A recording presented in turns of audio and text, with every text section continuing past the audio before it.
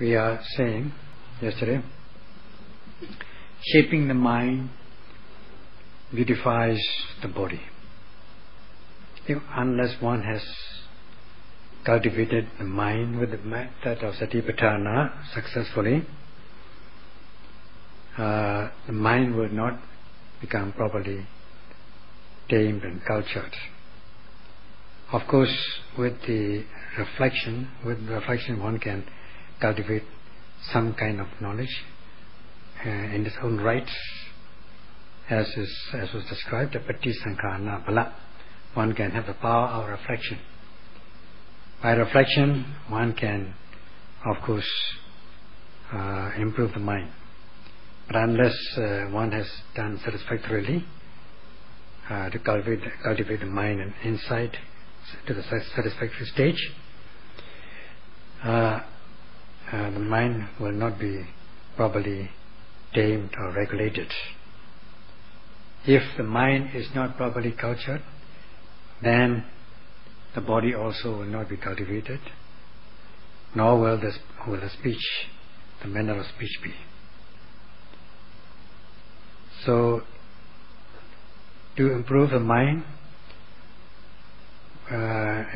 one needs the states which decorate the mind, as we discussed yesterday. These things, cetasikas, mind states or mental states or mental concomitants, or these states which accompany the mind all the time.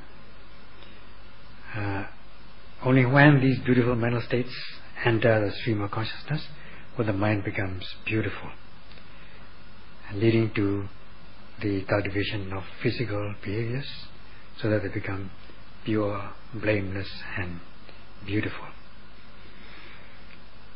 So, as the same thing goes with the speech.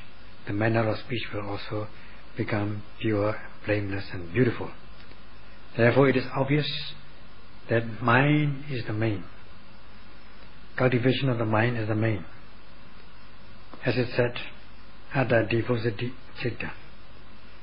Here, Atta is taken as the mind, not in another sense or senses, which sometimes you translate or you render. Here, Atta is rendered as the mind, as is given in the text. When we combine Atta and Samapaniti, it becomes Atta Samapaniti, cultivating the mind in the right way, or right self-cultivation, or right self-regulation, so that it becomes skillful and pure. So, in order to cultivate or regulate one's mind, we need to know the method.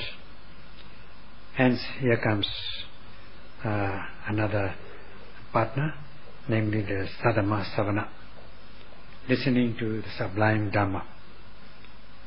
In short, it is learning. This means it's a kind of learning how to cultivate the mind. So then you'll be said to be cultivating or practicing the Atta Samapaniti, so that when they two combine together, they will cause the virtue. The two things will become essential in making you a virtuous person. Yeah.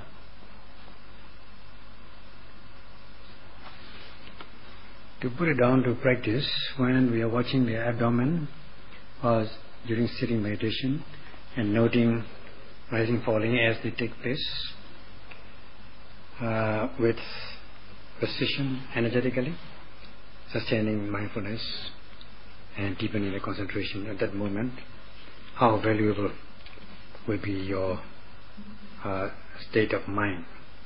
You are taking an aim at an object, so as not to indulge in Mecca Vitaka, wrong thoughts or wrongful thoughts, such as thoughts of sensual pleasures. And as regards hate-inducing objects or undesirable objects, thoughts about ill will, Vyavada Videka, and thoughts of harming others, Vihimsa Videka. These three kinds of wrongful thoughts, Meja Videka, will not arise in your stream of consciousness at that very moment. Now you are taking a right aim as every time the object arises, so that the noting mind reaches the object, and you are exerting energy so that the noting mind is able to grasp the object.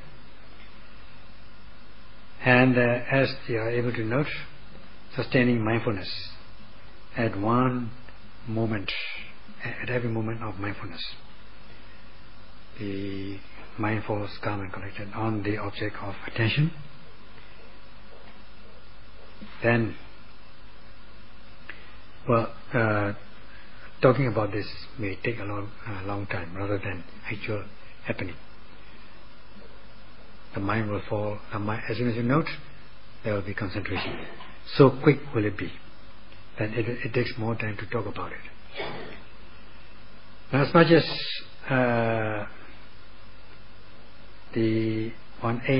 one takes an aim at the object, this again is called Vidaka. Because if you are aiming rightly, there will be no wrong thoughts. And instead of the wrongful thoughts, you have right thoughts, rightful thoughts.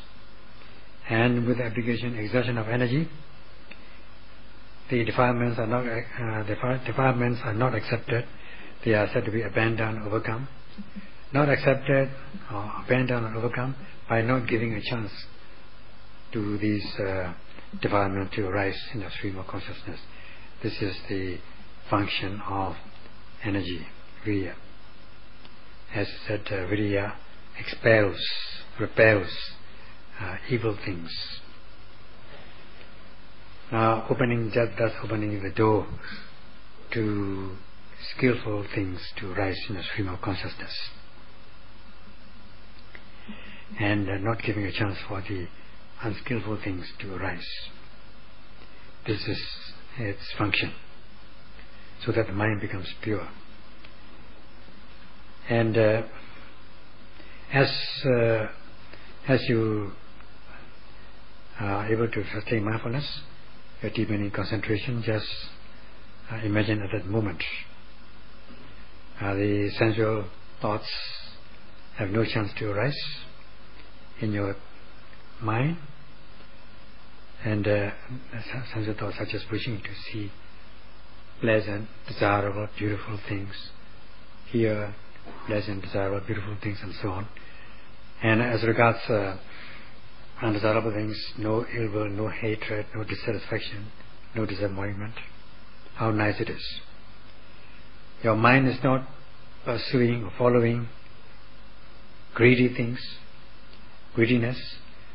Your mind is not following hate, ill will. So at that moment your mind is balanced between these two extremes. How unique. More unique is the application of hiri-ottappa, that is conscious, having conscience, clear conscience, and fear about losing mindfulness. You detest and fear loss of mindfulness, allowing kilesas to enter, and and disrupting your practice. You are conscious about that. How valuable is your practice. So even when you encounter things which can cause transgression by body and speech, you are abstaining from these actions, if not in practice, but through cetana, intentions or volition. And even you are abstaining from immoral deeds, dochiritas, physical kaya dochirita, mental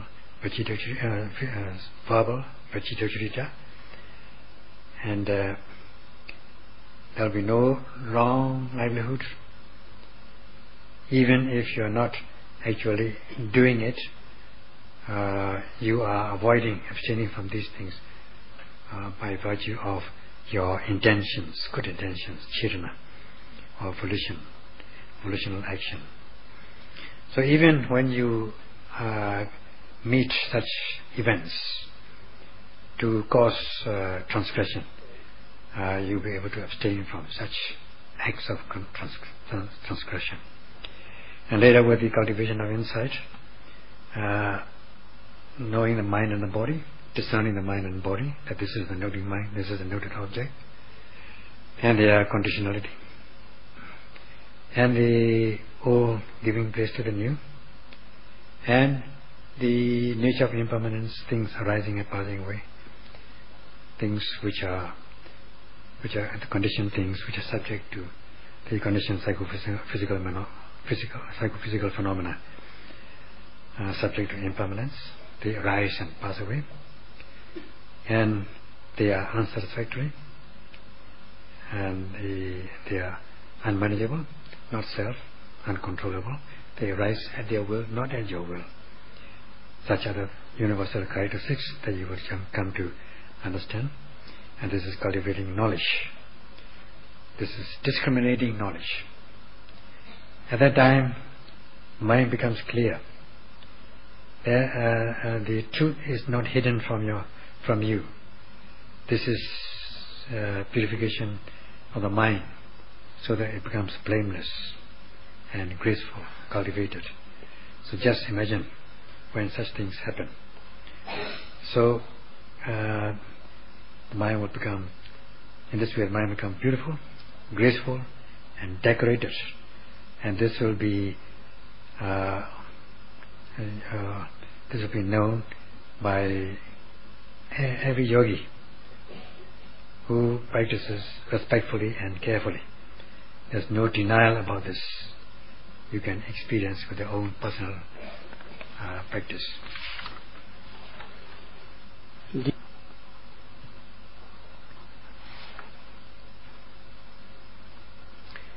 At this stage, there's a difference between the animal and human mind, or animal and human mentality. The animal mentality, in the animal mentality there is much, or there are much envy, avarice, much lobha, dosa. Unless one has cultivated one's mind will never be developed. If one leaves the mind uncontrolled, uncultivated, leave it as it is, then one's mind will not be different from the animal mentality.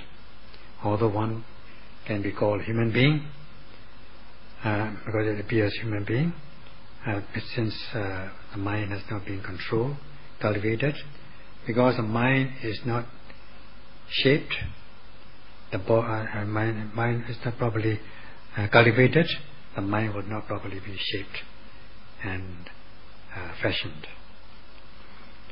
Because the beautiful mental states, cetasikas, have not entered one's mind. One's mind mentality will not differ much from that of the animal. So one should practice in order to weaken and to overcome these things, so that one will not have the same mentality as animal, but instead one should possess a human mentality. By uplifting one's mind, cultivating the mind and insight, if once you are able to gain the kind of happiness which you don't want to part with, unrelinquishable happiness, by cultivating one's mind and insight, then because this kind of happiness that you gain from the practice of Dhamma excels, is incomparable with the kind of happiness, pleasure that you can get from sense objects, sense of pleasures. incomparable. So, as for the worldly pleasures, sensual pleasures, they may be good, but they are deadly good, harmfully good, harmful pleasures, deadly pleasures. And so this kind of Dhamma happiness is the real pleasure, real happiness.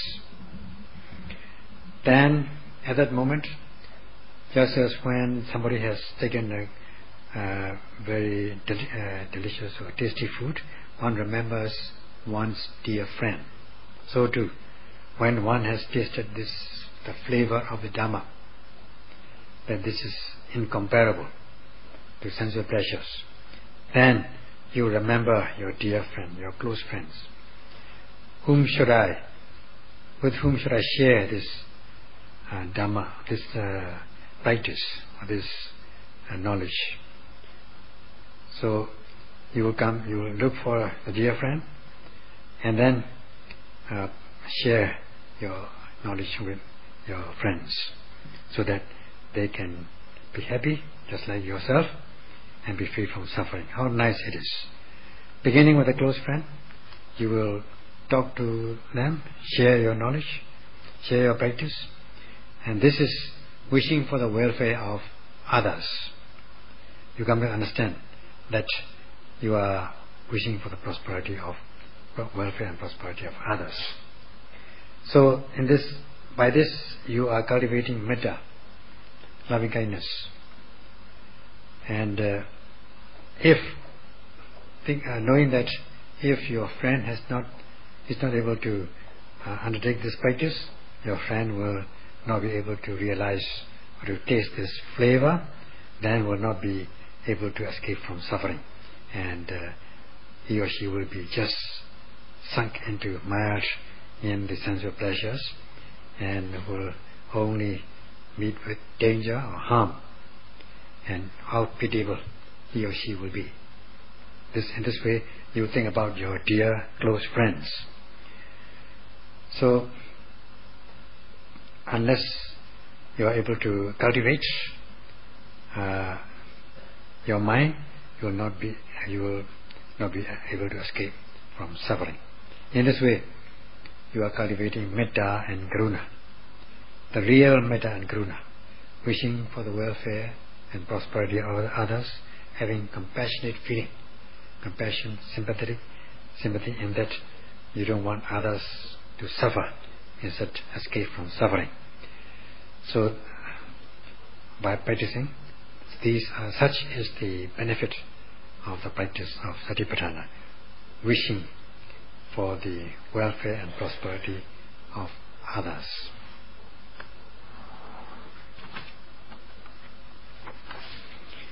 What he has just presented to you is not from his own thinking or idea. At the time of the Buddha's Mahaparinibbana, great passing away, he called all the Sangha together around him, and it was quite interesting to know about this. Sanghas all assembled around him, and that Buddha said about Satipatthana practice. First, he mentioned about the Bodhipakkhiya Dhamma, the enlightenment factors. That is the practice of Satipatthana. They should first listen and study these enlightenment factors or practice of Bodhipakkhiya Dhamma. Then begin initiate the work. That means practice. Start the practice, and just don't leave it in the middle, and don't just keep it as it is. So we continue to do it repeatedly, and do it so as to develop your practice. Then you'll be practicing the three trainings, Sila Samadhi Panya. The Sadhamma, the sublime Dhamma, such as sublime Dhamma, and such as Sasana, the teachings, such as Buddha's culture, the Buddha's culture, the culture of the Buddha. Then, if you practice, if you study, initiate, and continue, develop the 3 trainings, Sila Samadhi Panya, then this sadhana or sadhana or Buddha's culture will endure for a long time. When you say endure for a long time means from one person the practice will spread to the rest of the society or the rest of the world. Only when there is the practitioner, the Buddha sadhana or the Dhamma will endure long. So if, just as already said, if you are able to note effectively, just for one moment, 3 trainings are involved, namely Sila Seka, the morality training, Samadhi Seka, concentration training, and Panya Seka, wisdom training. All these 3 trainings, all these 3 things are involved at every moment of your mindfulness. If you practice Satipatthana, then this will involve the 3 trainings, sekas. In this way, the sadhana, the good Dhamma, the sublime Dhamma, and Buddha's sasana, the teaching, and Buddha's culture will endure for a long time. Only when there is a practitioner, there will be this sasana. Otherwise, not. And then if one has this practice the 3 trainings, so the 3 trainings are said to be overwhelming oneself, then this will be the cause for the endurance of sasana, and it will be for the welfare and prosperity of the many. And this will, because after one has practiced, one will exhort others, one will share this practice with others, so that others will be prosperous, others will be able to gain this benefit of the practice. So this is a kind of investing, spiritual investment, spiritual capital for the prosperity of the many, with the practice of the 3 trainings to purify one's physical, verbal, mental behaviors. And this is such as what is known as Lokanukampaya. Loka means Loka, the world, or all human beings, all beings. And Anukampaya, emotions. Here positive emotion is what is meant, or quivering on the mind. The mind will quiver, or there will be the emotion of the mind in a positive way. When one has a chance to do so, because one is able to gain happiness, one will wish others also to gain the benefit of the practice. Because if one will think that like this, if others cannot practice, make a timely practice the Satipatthana, then one will be just wasting time in the sense of pleasures, kama gunas. They will be experiencing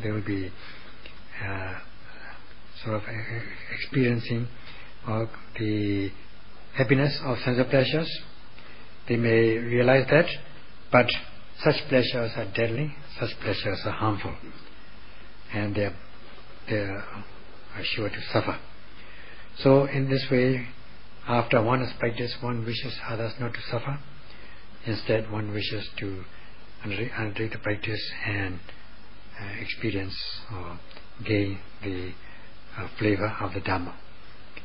So in this way, this Anukampaya, Loka Anukampaya, Anu means a suitable way, Kampaya quivering of the mind or mental emotions. This is positive emotions, namely metta and karuna.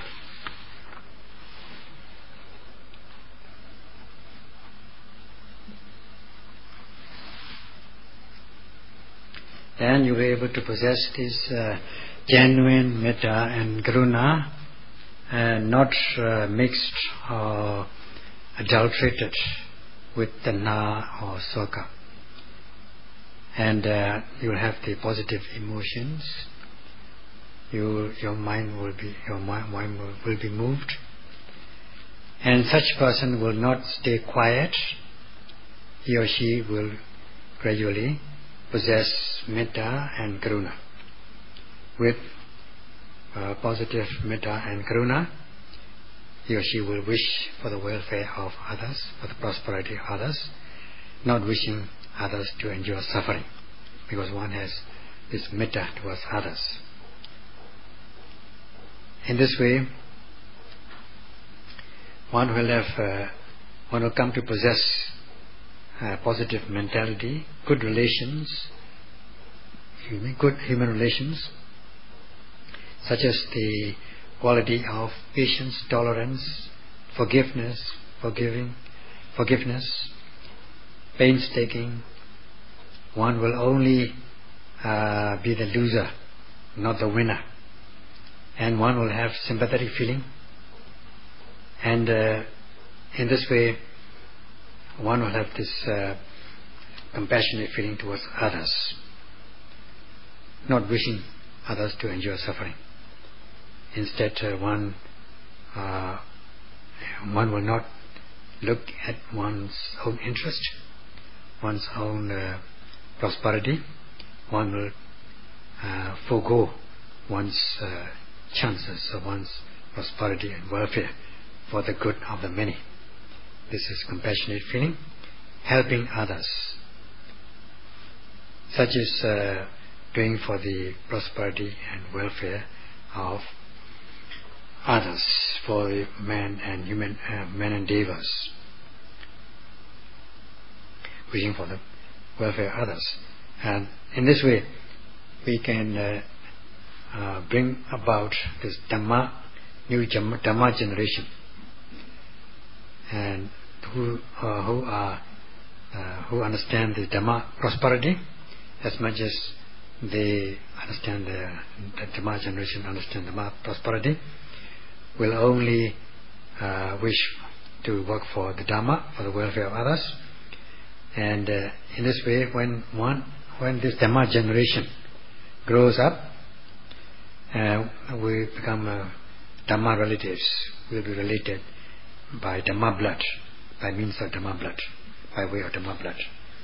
Although geographically we are living in different parts of the world, we are related in a way by way of Dhamma blood, so that one will come to possess a basic human mentality and knowledge, so that there will be this metta. Metta will bind us. This metta like a glue. It will glue all of us together with metta, loving kindness, and help one another, even hug one another. This will lead to peace in the world. Therefore, this kind of Dhamma, this practice of the Dhamma, causes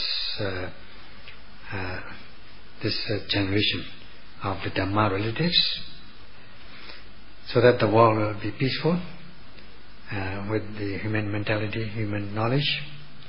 And this will be quite understood by those who undertake this practice. And in order to get this answer to this problem, the practice of the two things, namely sarama savana, listening to the sublime talk, sublime Dhamma, and adasamapaniti, the right self-cultivation, right self-regulation. These two things are the causes for the Dhamma generation, for bringing about this Dhamma generation and Dhamma relatives by way of Dhamma blood.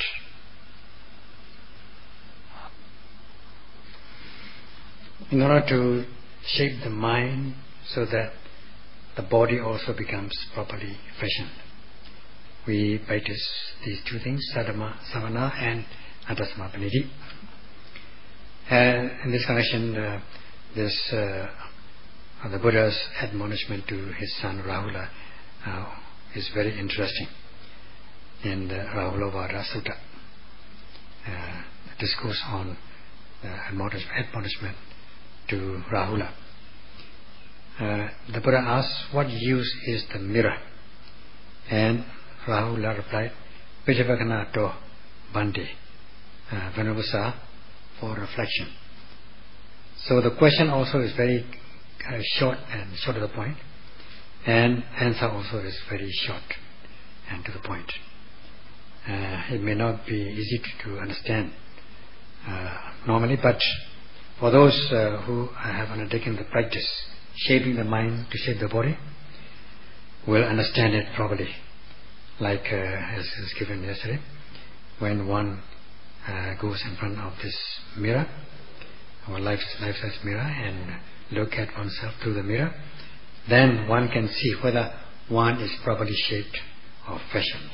If not properly shaped or fashioned, one can mend one's ways, one can improve oneself, and if everything is in ship-shaped, then one can proceed wherever one wishes to go. So, for those of you who have done this or practiced, will understand this. It is obvious that when one goes in front of the mirror, one looks at how one is dressed and one's hairdo and so on, whether they are good or not, presentable or not, and whether there are any flaws or not. So that's why Rahula answered that question posed by the Buddha. The mirror has the benefit or advantage of reflection.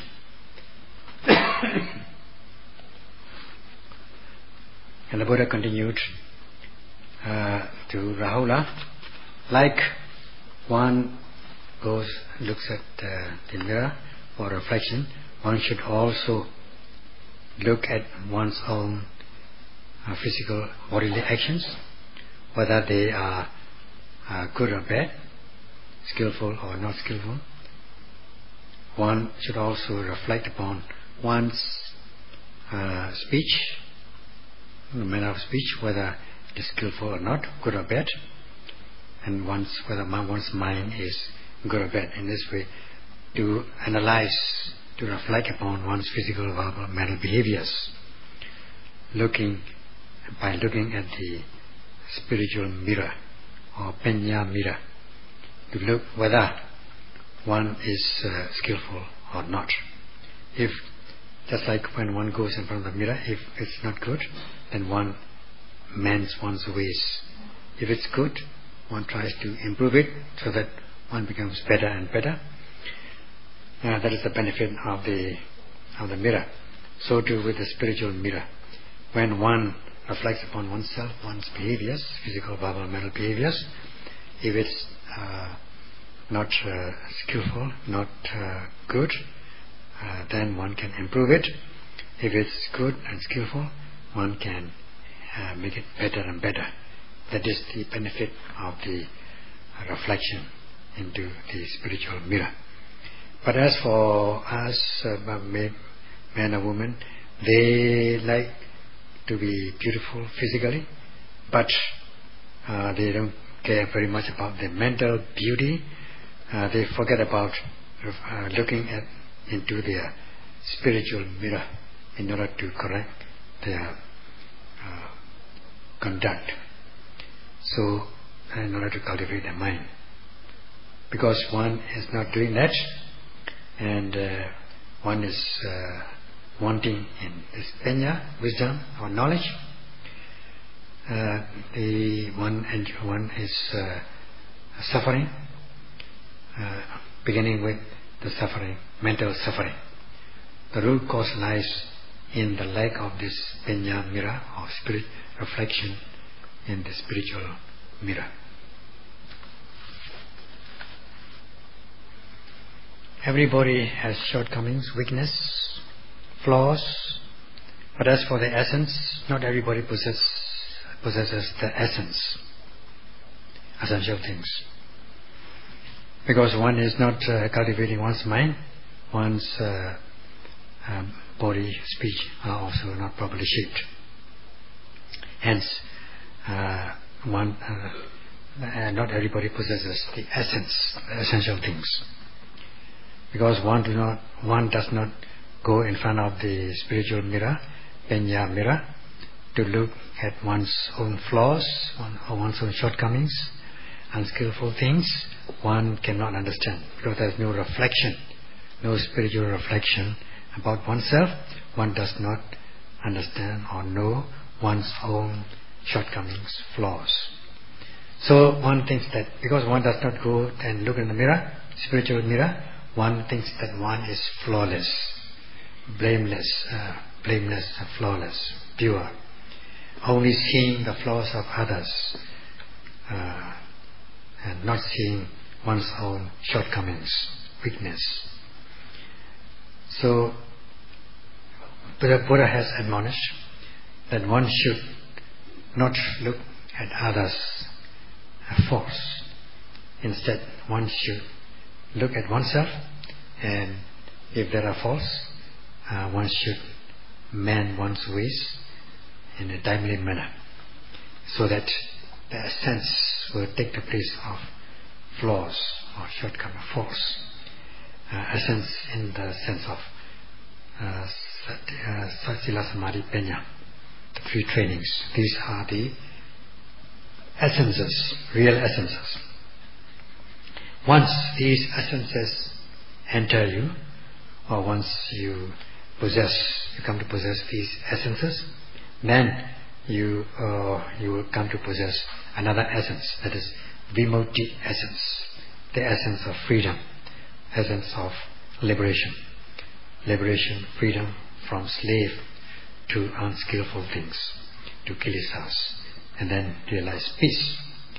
And to look at one's faults and mend one's ways can be done through the practice of Satipatthana, so that by shaping one's mind, one can fashion one's physical and verbal behaviors.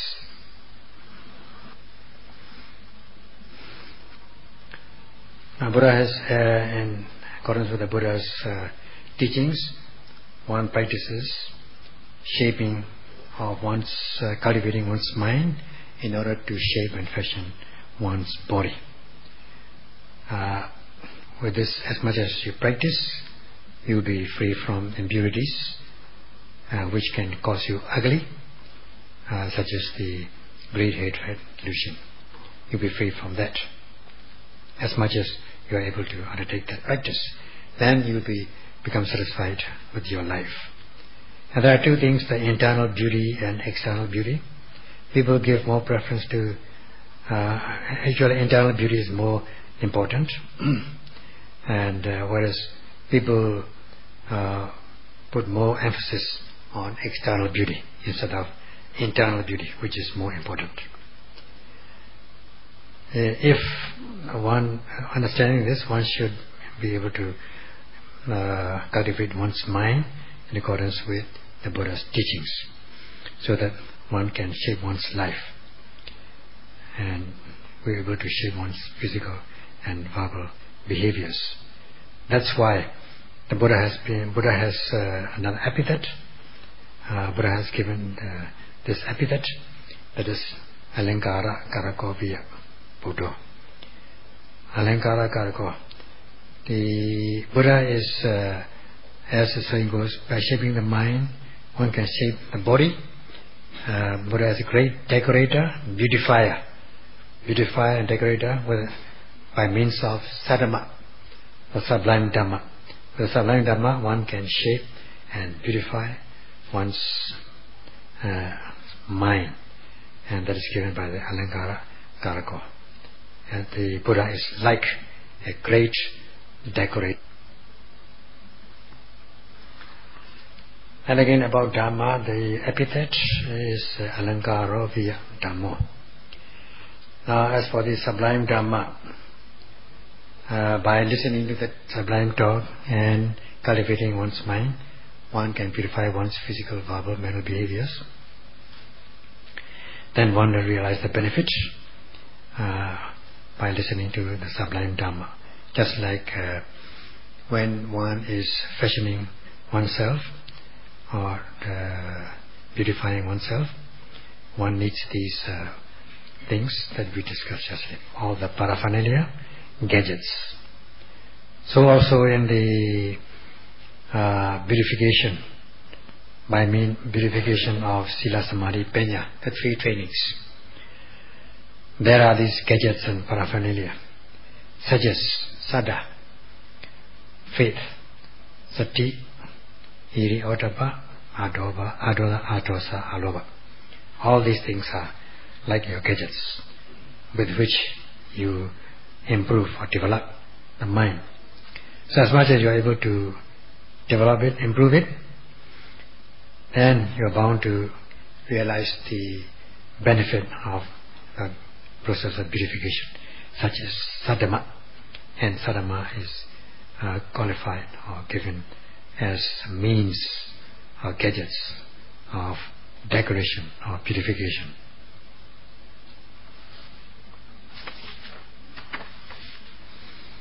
And again this epithet for the Sangha, likewise. Sangha means the disciples who listen and practice in accordance with the Buddha's teachings.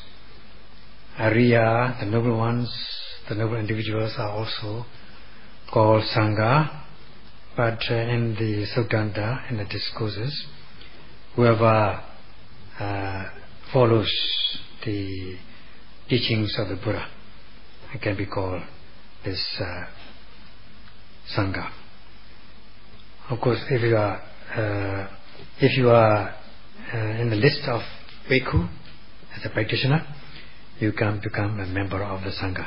Sangha means a community, a group. Here is Savaka, disciple. The word disciple has been omitted. And Savaka means those who listens and follows the Buddha's teachings respectfully and carefully. In short, Buddha's disciples. To what extent? To the extent of listening carefully and undertaking the practice to overcome the impurities such as raga, dosa, moha, in order to become a lofty, pure life, to lead a lofty, pure life, or to the stage of high purity. So only when you become Ariya, you become Savaka. Only when one becomes Ariya, one will listen or follow the Buddha's teachings and practice respectfully and carefully, walking the path of the Dhamma respectfully. And this is Savaka. The group of Savaka is the community of Sangha. They are just mentioned as taking up the correct method and practice the three trainings of Sila, Samadhi, Panya. In this way, the Sangha are praised. And all days in the palace, there are these decorators, purifiers. There are many princes and princesses who have to appear beautiful, graceful. So there are special purifiers. I don't know what's the technical word for that, but purified decorators. Their job is to beautify these princes and princesses. So this is how this word has been used as is applied in old days. Just like when the parents would like to see their children, sons and daughters, properly dressed and properly shaped and decorated with loving kindness and compassion, so that they're quite happy to watch them. So also the Sangha has been given this epithet that they are the community, they are the individuals who practices in accordance with the Buddha's teachings, walking the Dhamma path to purity. And you can imagine how graceful they will be. So when we think about it, we remember this four wheel of success. Check 4 wheels. To what extent are we fulfilled with these 4 wheels? We have to ask ourselves.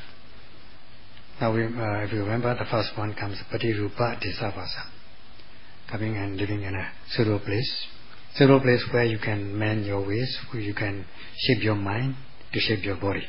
You have come to that place, Paṇḍitā Sayadaw. You are here. Now, by coming here, you are able to meet virtuous people who will guide you. Not just, it doesn't mean just him, but it means the Dhamma in general. That is Sabburisa Visya, depending on reliance on the virtuous, the good people. Then this coming to this place, suitable location, and having a chance to listen to the sublime Dhamma is not by chance. It's not without doing anything. It is a result of past good deeds. Because you have done good deeds in the past. That's why you have come to this suitable place and meet suitable virtuous people. Because in the past you must have encountered these opportunities to cultivate your life. Opportunity to perform good deeds, kusala. Opportunity to shape your mind, thus shape your body. Opportunity to perform pure, wholesome dana and other kusala such as sila and so on. So such good deeds of the past are known as Pubbekata Puññata, having done good deeds in the past, which send you to the suitable place, Paṇḍitā Sayadaw, to meet suitable virtuous people, Sabburisa Visya, have a chance to